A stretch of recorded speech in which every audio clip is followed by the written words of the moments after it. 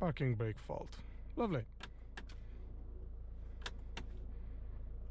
And it fixed itself. Nice. Welcome to the life of a Volkswagen owner. So, you want to know what it's like to live with a high mileage Volkswagen? Well, today I'm gonna tell you. I've owned this car for 2 years now. It was my dad's car. We got it like that. I'm not that bad of a driver, neither is my dad. We bought it like that. Part of the reason why it was cheap. Now, this specific car is a Highline, which means it comes with a bunch of things that basic models don't, obviously. Interior, it has heated seats, leather seats, heated mirrors, all bunch of stuff that's useful to some people. I don't really care about it, but the leather seats are a very nice thing to have. Now, this car has done 182,000 miles, which is not a little, but for these cars it's not that much either. Now, the storage, let's start from the back and work our way forward. Now, I do have a bunch of stuff, cleaning supplies, water for road trips, and coolant, some AA stuff just in case, floor mats. Those are the old ones, the originals. They're absolute crap.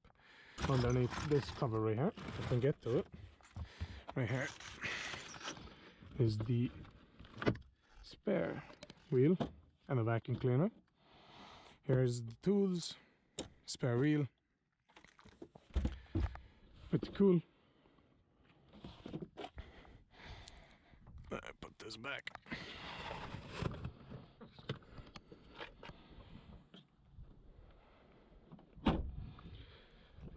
Now, as you can tell, I'm a novice, which means I'm a new driver. And this thing is pretty good for a novice or a learner driver. It's easy enough to insure. It's a family car, so nobody's going to question whether or not you're going to race it or not, because you obviously won't. The back has plenty of storage for your water bottles. But not the seats, leather. They're very good. It is real leather. On the door cards, this is leather. This is just cheap plastic. I am around 6'3" to 6'4", and I can sit in here very comfortably. That's my seating position, and there's still plenty of space even for somebody sitting right behind me. There's storage here behind the seats.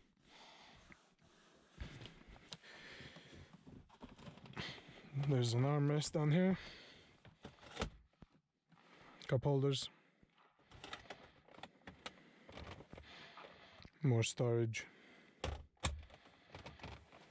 You can access the trunk through the back seats there. I'm not gonna bother with that right now. And obviously, when you own a high mileage Volkswagen, you have to have some spare oil with you just in case. Now, the headrests are adjustable, and you can take them off completely if you wanted to. I guess I don't want to. Go down. There we go.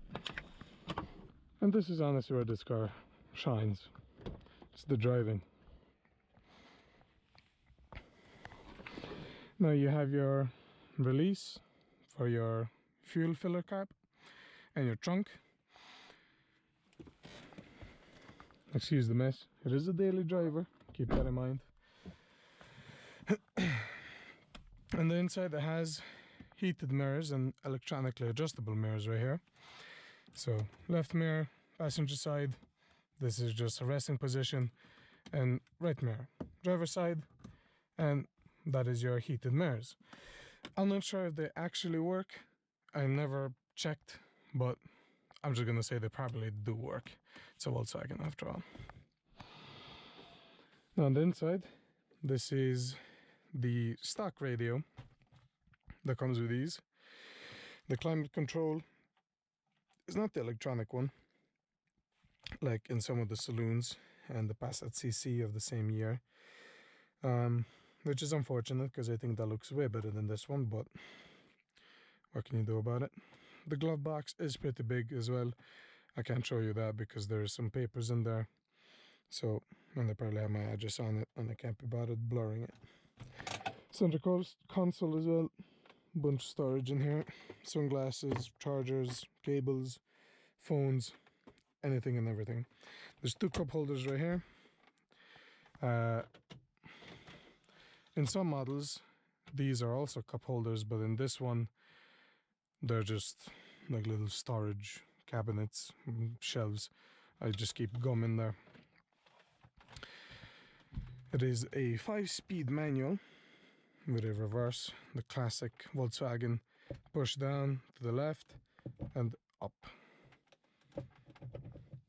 Now let's start this baby.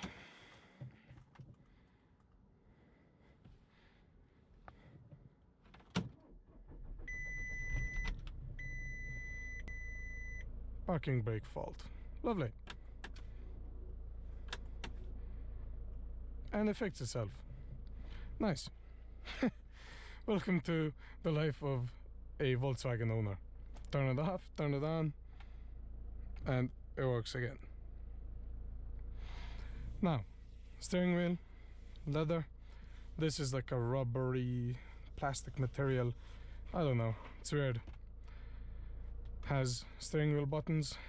This is to navigate your screen right here. As you can see consumption, travel time, speed warning, speed, route, range, your average consumption. It shows your temperature as well. This is your engine temperature, fuel gauge, RPMs, speedometer. Now this car was originally an English car, I think, so it is in miles per hour, but right here it shows me kilometers per hour as well on the little computer. You can adjust the hour, minutes, I don't know, this is a bunch of server stuff. The vents are kind of awkward in this thing. I have it adjusted all the way to the left to blow into my face, but it's blowing right here past my face. I think it's just due to the angle of it, but I'm not a huge fan of the vents in this thing. Let's see what's up.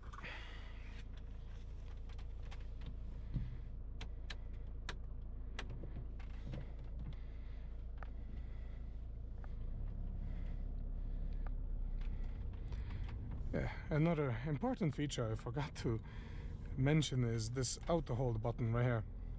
You hold it until it turns on, and what that does is hold the car on a hill. So if you stop at a hill and you let go of the brake, the car will not roll back until you release the clutch, or you start releasing the clutch, which gives you just enough time to get to the biting point and take off smoothly. Somebody learning to drive in a Fiat Punto.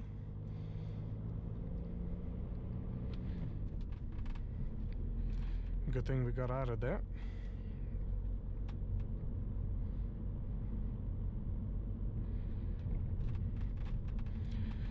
Now this car is very big. It's a very big car. And there's cons and pros to it. Obviously it is very, very comfortable. There's a lot of space. But it's not really made for fast driving. You can't drive it very fast. You can if you have a death wish, but I wouldn't recommend it. Now if you hear squeaks, it's the center console right here. Again, it does have 180,000 miles, so it will have a few rattles and squeals, but I think we can forgive it.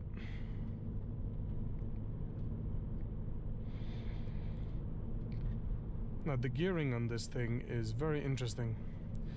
It's geared to save you fuel for maximum torque. So if you want to drive it at a faster speed on the motorway, all of your fuel consumption is very bad. I mean, it'll make you cry how bad it can be.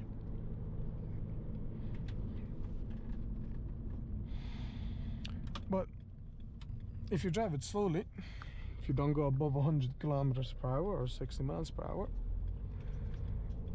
you will love the fuel economy, because it'll happily sit at 100 or 90 to 100 kilometers per hour for hours, and it's very happy.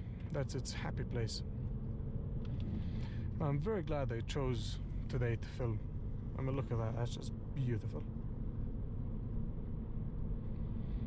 But yeah, I'm gonna shut up and let you guys enjoy.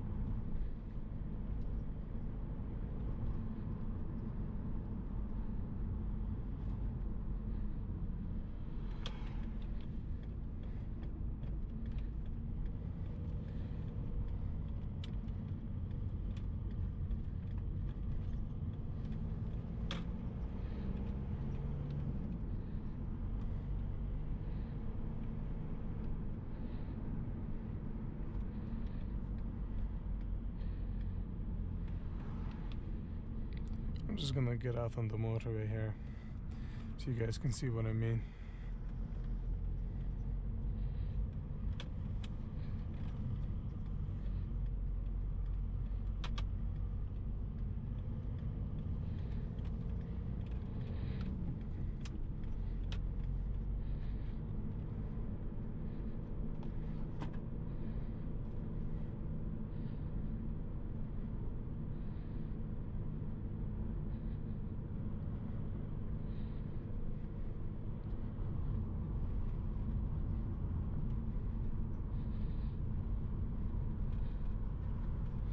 We can do a little acceleration here as well.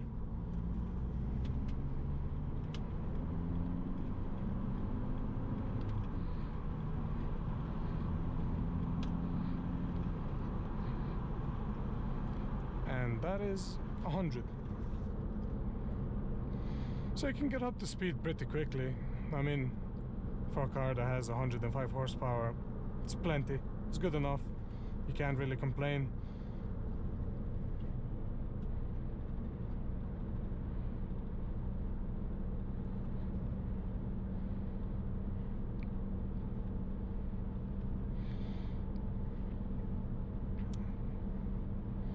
Now, if you guys want, in the comments you can let me know if I should do some like driving tips on how to drive fast or some stuff like that, because I wanted to do it. I just want to hear what you guys think, if I should or not, or if you guys are gonna watch it or not.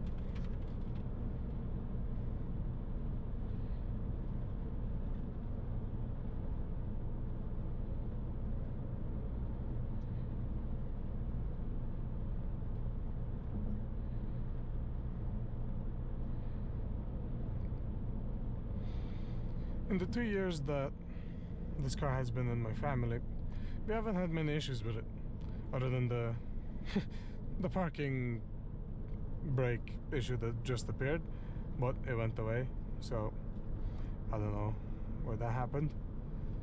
Like, I nearly hit me in the back. I got a GoPro on my head, fella.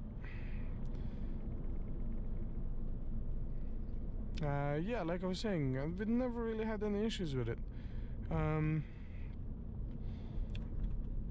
The engine is perfectly fine and had an oil leak, but that was due to a oil cooler issue that was replaced very quickly, and ever since we haven't had a problem. The clutch was replaced because I did learn to drive on this thing, so I probably burnt it out at some stage. And the front suspension has been changed as well, but the front suspension before it got changed was completely original. So original suspension lasted 182,000 miles, which is quite impressive if you ask me. I've seen brand new BMWs with 20, 30, 40,000 miles go into the mechanics and get their front suspension changed. So it speaks volumes of the build quality of newer cars.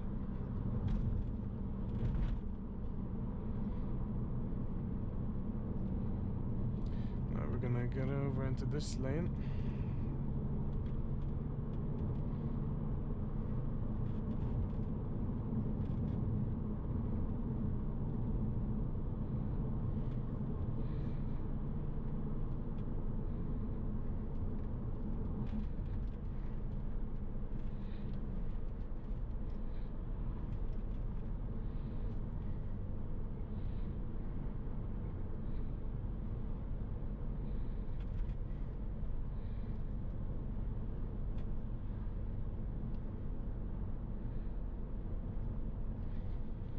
So overall, this car, I mean, for the money that you can buy these things, like €1,500, maybe less for a shitty one. If you're on a decent one, you're gonna have to pay upwards of €2,000, probably 2,500, €3,000. But those examples are usually lower mileage, and they're better kept, so I think it's still worth the money. But at that point I would probably go for an Audi A6.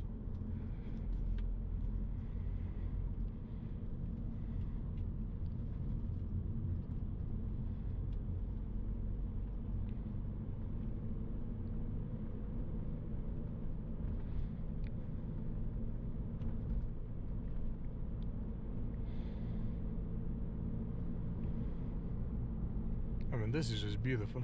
Look at that. Good timing on my part. Nice little evening drive.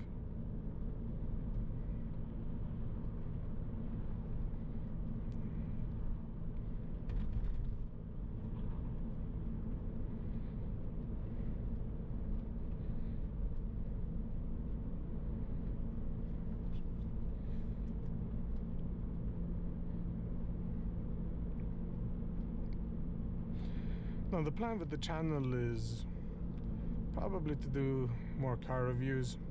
Obviously this is my car, so I'm gonna like it. But again, the point isn't to put down any cars, it's just to review them, to speak the truth, see if they're actually good or not. I think I might have a Renault Scenic from 2017, Renault Scenic 1.6 diesel automatic. I think that's the next car I'm gonna film. That's my friend's car. And if anyone is in Cork and wants their car filmed, let me know. You can find me on TikTok or on Instagram, or shoot me an email.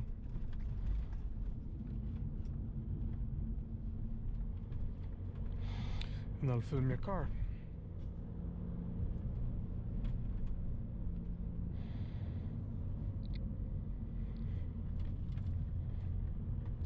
But I'd say the best place to contact me is probably in the comments of the videos, because I will be checking them all the time for feedback. So if you are in Cork, Cork City, Little Island, Middleton, Cove, Mallow, that area, and you want your car reviewed, shoot a comment.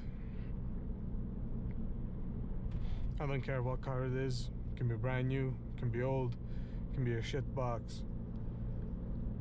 As long as it's your car and you love it, I'll review it.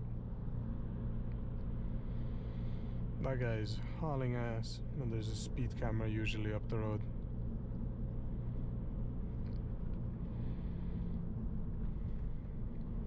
That's another thing I'd like to talk about. Where you should speed and where you shouldn't speed. How to have fun and avoiding consequences. Risk to reward ratio. I think that's a topic for another day.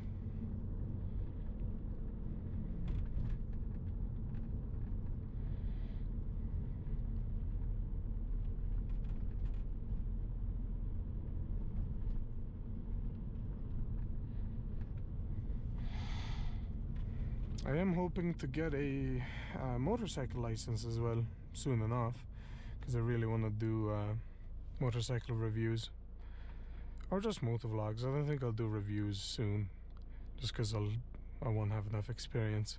I won't feel comfortable driving or riding somebody else's bike. I'm pretty confident in my driving abilities, because I have done stupid teenager stuff and I was never caught and I was never crashed, so I'm pretty confident in my driving abilities to drive and review somebody's car.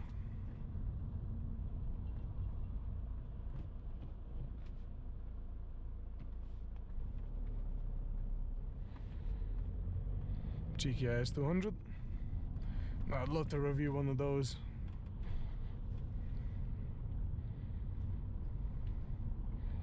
I get to drive one. I've been driven in one, but I never drove one. That would be a fun little thing to do.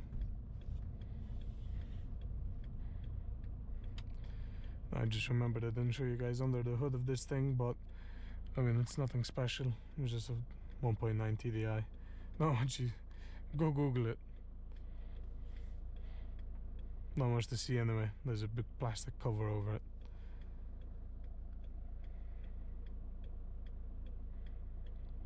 I'm sorry if you guys hear the aircon going, but this GoPro gets very hot and it burns my forehead unless I have the aircon blowing kind of this way to cool it down a little bit.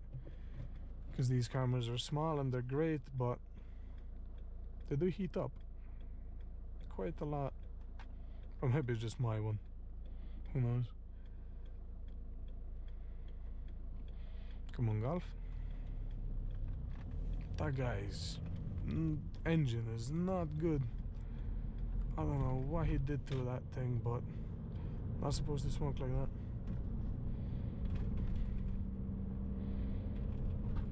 Now let's see if you have any cool cars over here. Probably not.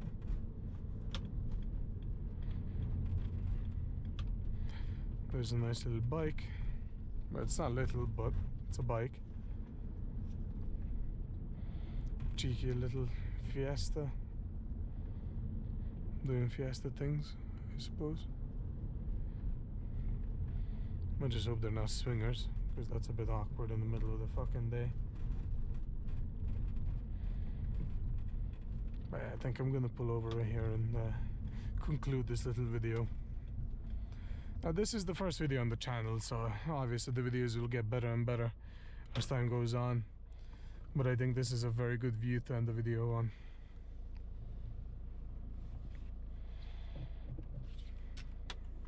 So there you guys have it. 2008 Passat B6 1.9 TDI.